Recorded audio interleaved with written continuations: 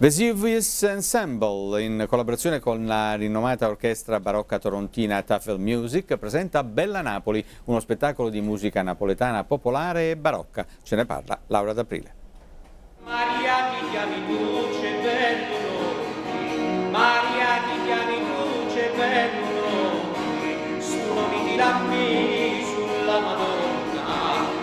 Per Francesco Pellegrino, fondatore di Vesuvius Ensemble, la musica napoletana è una vera e propria passione e raison d'être.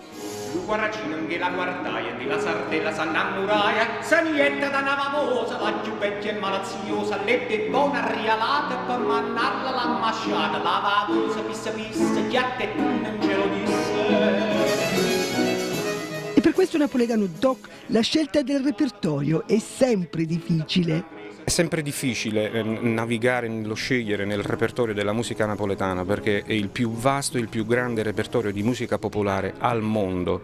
La nostra idea, principalmente la mia, è stata quella di, in questa serie di concerti che abbiamo chiamato Bella Napoli, è stata proprio quella di far rivivere in qualche modo una giornata oggi di quello che era la musica nel Settecento a Napoli, nelle strade, la musica che facciamo noi del Vesuvius, e a corte, nei palazzi dei signori, la musica classica accademica. Quindi tutto quello che accadeva in una sola giornata a Napoli musicalmente, capitale di cultura, capitale di musica, e l'idea era proprio questa, di far rivivere una giornata a Napoli la musica che si suonava in strada e la musica che si suonava a corte, la musica accademica e la musica popolare. Che godano licenzia, graziosi e bella udienzia.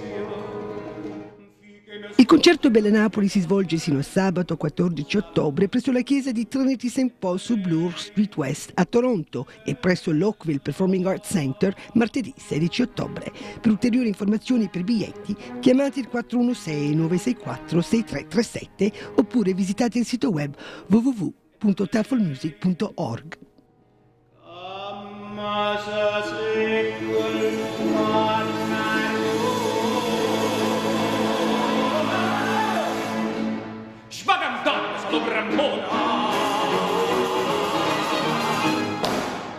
Laura D'Aprile, Omni News.